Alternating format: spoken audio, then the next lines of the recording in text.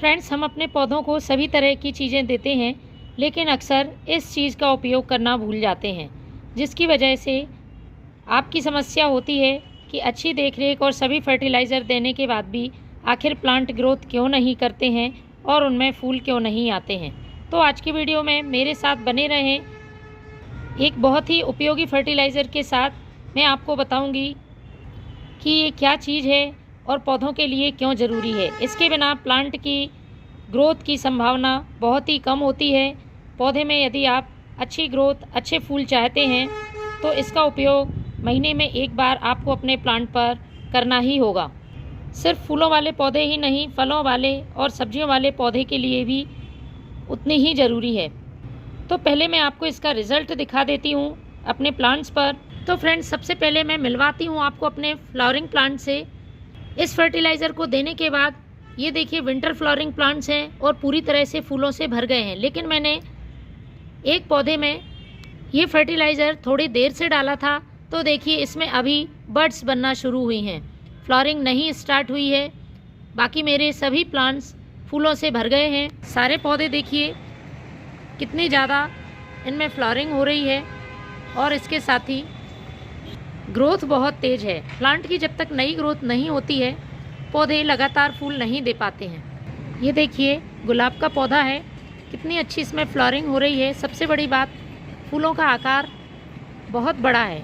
कभी कभी गुलाब जैसे पौधों में फूल तो आते हैं, लेकिन अपने पूरे आकार में खिल नहीं पाते हैं। तो ये फर्टिलाइज़र आपको अपने सभी प्लांट्स में देना है। इसको देते समय हमें कुछ सावधानी भी बरतनी होगी, वो मैं आपको आगे वीडियो में बताने वाली हूँ। इसी तरह से सब्जी वाले पौधे, जैसे कि ये देखिए टमाटर प्लांट्स, हार्वेस्टिंग करने के बाद भी इनमें लगातार ग्रोथ हो रही है, पूरी तरह से हरे बने हुए हैं और फूल आ रहे हैं, टमाटर लगे हुए हैं। सारे पौधे टमाटर से भरे हुए हैं। ये करेले हैं, बहुत अच्छी ग्रोथ कर रहे हैं। बस इस तरह के फर्टिलाइज़र मैं अपने प्लांट पर यूज़ करती रहती हूँ और उसका रिज़ल्ट बहुत अच्छा देखने को मिलता है। मिर्च, टमाटर जैसे सब्जियों वाले पौधों पर बहुत ही लाभदायी फर्टिलाइज़र है। ये मिर्च का पौधा बहुत पुराना है, लेकिन देखिए इसमें लगातार फूल आते हैं और मिर्च लगती रहती है। तो चलिए शुरू करते हैं इस फर्टिलाइज़र को बनाना। तो फ्रेंड्स, इस फर्टिलाइज़र को बनाने के लिए आपको इस्तेमाल करना है सबसे पहले वर्मी कंपोस्ट का। पौधों की संख्या के हिसाब से कम ज़्यादा फर्टिलाइज़र बना सकते हैं, लेकिन उसी हिसाब से आपको मात्रा बड़ा घटा लेनी है, जिस हिसाब से मैं बना रही हूँ। क्योंकि ये जो मैं चीज़ इसमें इस्तेमाल करने वाली हूँ, इसका हमें ज़्यादा मात्रा में अपने प्लांट पर यूज़ नहीं करना है। जिस तरीके से मैं बता रही हूँ, जितनी मात्रा में बताऊँगी उसी हिसाब से आप फर्टिलाइज़र तैयार करेंगे। क्योंकि इसका नेचर एल्कलाइन है और यदि आप ज़्यादा मात्रा में प्लांट पर यूज़ करते हैं तो मिट्टी के पीएच को गड़बड़ कर सकता है। इसको हमें बार बार भी रिपीट नहीं करना है, महीने में एक बार आप इसका यूज़ करें, प्लांट के लिए यही पर्याप्त है। तो मैंने ले लिया है 2 मुट्ठी वर्मी कंपोस्ट और 2 मुट्ठी पुराने गोबर का खाद। 4 मुट्ठी मेरे पास ये खाद है, जो कि लगभग 4 गमलों के लिए पर्याप्त है। तीसरी चीज़ जो मैं इसमें मिला रही हूँ, वो प्लांट की सॉइल में किसी तरह के इंसेक्ट, फंगस होंगे, उनको तो हटाएगा ही, साथ में इसमें मौजूद पोषक तत्व पौधे की ग्रोथ में भी मदद करेंगे। तो ये है नीम खली। नीम खली महीने में एक बार सभी पौधों में ज़रूर देना चाहिए। तो मैंने लगभग 2 छोटा चम्मच इसमें नीम खली का इस्तेमाल किया है। इसे हमें अच्छी तरह से मिला लेना है।